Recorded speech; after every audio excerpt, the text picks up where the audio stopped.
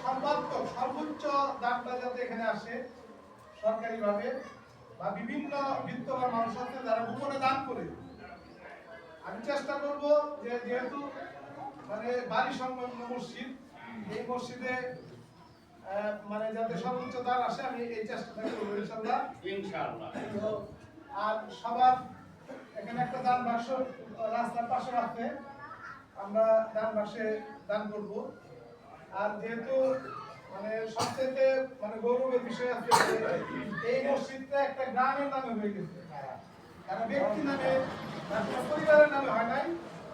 আল্লাহ মানে এই জন্য আমরা ধন্যবাদ জ্ঞাপন করছি।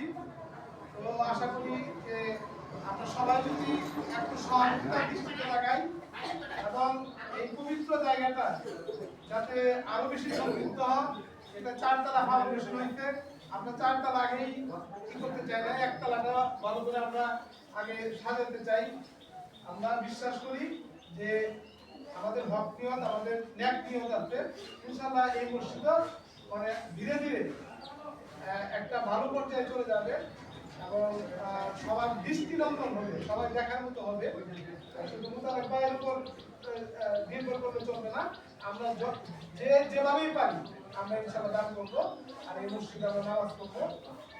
এই আশা ব্যক্ত করে আল্লাহ যেন আমাদের সবাইকে হেফাজত করে সবাইকে সুস্থ রাখে।